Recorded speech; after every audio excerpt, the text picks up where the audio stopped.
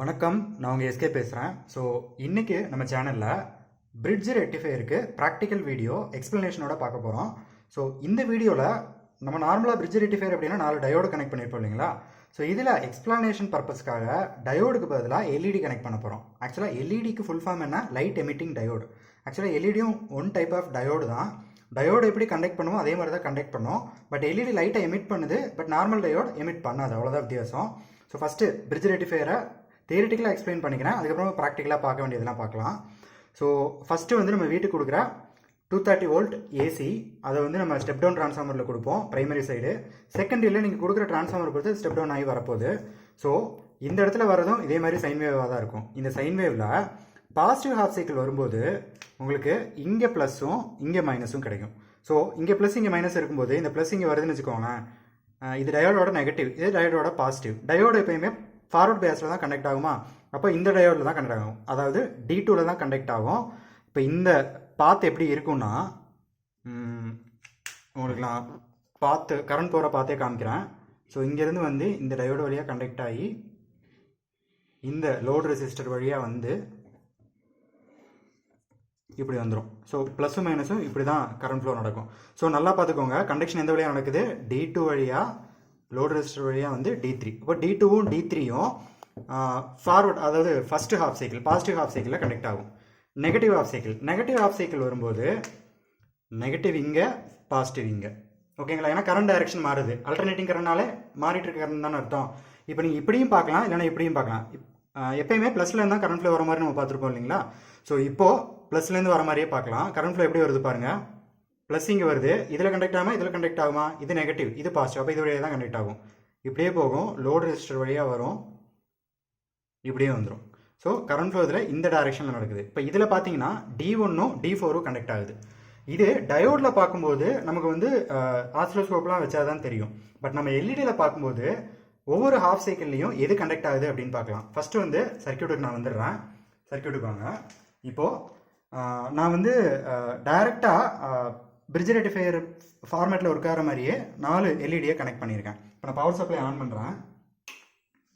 So 4 எல்இடியுமே glow ஆகுறது நீங்கள் பார்க்கலாம். ஏன்னா ஒரு ஹாஃப் சைக்கிளில் 2 டயோடும், இன்னொரு ஹாஃப் சைக்கிளில் இன்னொரு 2 டயோடோட பேரும் கனெக்ட் ஆகும். அப்படி தானே பிரிட்ஜ் ரெக்டிஃபையர் ஒர்க் ஆகுது. நான் அப்படி தான் அதுலேயும் சொல்லியிருந்தேன். ஸோ இப்போது ஆக்சுவலாக பார்த்தீங்கன்னா ரொம்ப ஃபாஸ்ட்டாக பிளிங்க் ஆகிறனால நமக்கு தெரியல. அதாவது ஒரு ஹாஃப் சைக்கிளில் ஒரு செட்டு ஆன் ஆகிருக்கும்போது இன்னொரு செட்டு ஆஃப் ஆகிருக்கும். அதே மாதிரி தான் அடுத்த ஹாஃப் சைக்கிள்லேயும் நடக்கும். பட் இது ரொம்ப ஃபாஸ்ட்டாக 10 மில்லிசெகண்ட் ஸ்பீடில் நடக்கிறனால நமக்கு தெரியல. ஸோ இதை தனியாக காட்டுறதுக்காக நான் என்ன பண்ண போகிறேன் அப்படின்னா, சர்க்கியூட்டுக்கு வந்துடலாம். இந்த சர்க்கியூட்டில் ஒரு சின்ன சேஞ்ச் பண்ண போகிறேன். என்னென்னா, ஃபஸ்ட்டு இந்த சர்க்கியூட் நம்ம பண்ண போகிறோம். என்னென்னா, இப்போ இந்த பிரிட்ஜ் ரெக்டிஃபையருக்கு முன்னாடி ஒரு நார்மல் டயோட இந்த இதில் கனெக்ட் பண்ணிடுவேன். ஸோ இங்கே ப்ளஸ் இருக்குது, இங்கே மைனஸ் இருக்குது. இப்போது பாசிட்டிவ் ஹாஃப் சைக்கிள் வருதுன்னு வச்சுக்கோங்களேன், இங்கே ப்ளஸ் இருக்கும், இங்கே மைனஸ் இருக்குமா? பாசிட்டிவ் ஃபார்வர்ட் பயாஸு, அப்போ கண்டக்ட் ஆகும். அடுத்த ஹாஃப் சைக்கிளில் நெகட்டிவ் இங்கே இருக்கும், பாசிட்டிவ் இங்கே இருக்குமா? நெகட்டிவும் பாசிட்டிவும் ரிவர்ஸ் பயாஸா? அப்போது இந்த டயோடு கிட்டத்தட்ட ஓப்பன் சர்க்கியூட் மாதிரி ஒர்க் ஆகும், கண்டக்ட் ஆகாது. அதாவது பாசிட்டிவ் ஹாஃப் சைக்கிள் மட்டும்தான் கண்டக்ட் ஆகும் இந்த சர்க்கியூட்டில். ஸோ இந்த மாதிரி சீரியஸாக நான் ஒரு டயோட கனெக்ட் பண்ண போகிறேன். அப்படி கனெக்ட் பண்ணால் பாசிட்டிவ் ஹாஃப் சைக்கிள் எந்தெந்த டயோடு பிரிட்ஜ் ரெக்டிஃபையரில் கனெக்ட் ஆகும்னு சொன்னேன், D2வும் D3யும்.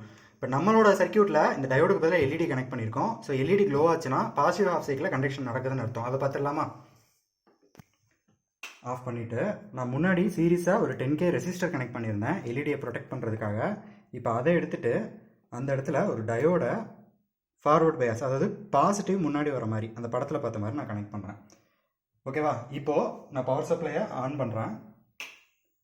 ஸோ நான் சொன்ன மாதிரியே இது D2, இது D3. ஸோ D2வும் D3யும் தான் ஃபார்வர்ட், அதாவது பாசிட்டிவ் ஹாஃப் சைக்கிளில் கண்டக்ட் ஆகும்னு சொன்னேன். அதே மாதிரி கண்டக்ட் ஆகுதா? அந்த டைம் இது ரெண்டும் ஆஃபில் இருக்கும். ஏன்னா இப்போ உள்ளே வருது ஜஸ்ட்டு பாசிட்டிவ் ஹாஃப் சைக்கிள் மட்டும் வருது. இப்போ நெகட்டிவ் ஹாஃப் சைக்கிள் டெஸ்ட் பண்ணுறதுக்கு என்ன பண்ணணும்னா, டயோட டைரக்ஷன் மட்டும் நான் மாற்றணும்.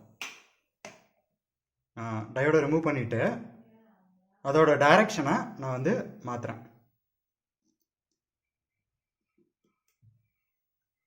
இப்போ பாருங்கள்.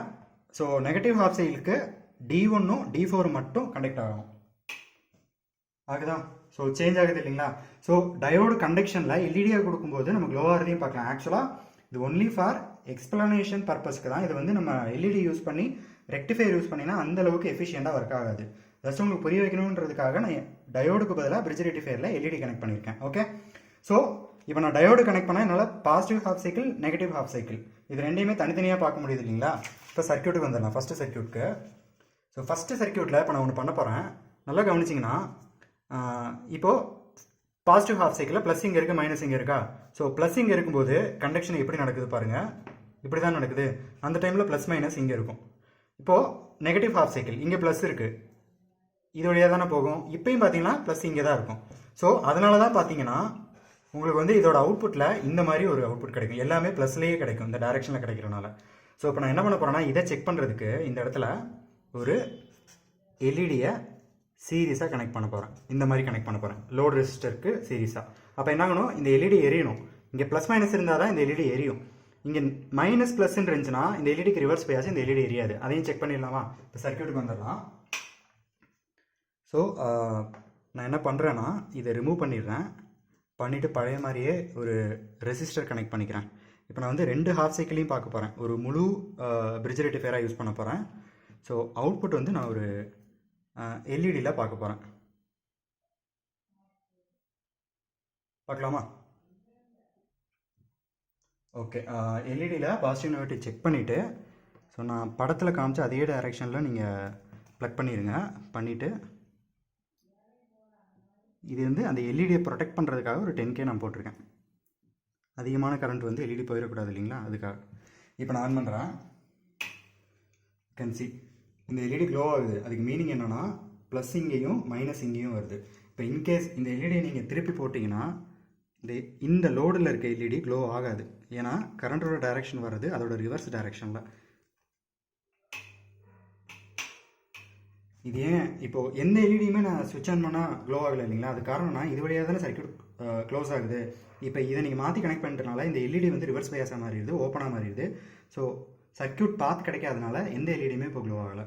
ஸோ இதை மாற்றி போட்டு நீங்கள் ஆன் பண்ணிங்கன்னா, இல்லைனா இப்போ ஆனில் தான் இருக்குது, நான் காமிக்கிறேன், க்ளோ ஆகிறத நீங்கள் பார்க்கலாம். ஓகே, ஸோ இப்படி தான் பிரிட்ஜ் ரெக்டிஃபையர் ஒர்க் ஆகுது. இந்த சர்க்யூட்லேயோ இல்லை இந்த ஒர்க்கிங்லேயோ ஏதாவது டவுட் இருந்துச்சு அப்படின்னா கீழே கமெண்ட்டில் போடுங்க, நான் ரிப்ளை பண்ணுறேன். Thank you so much.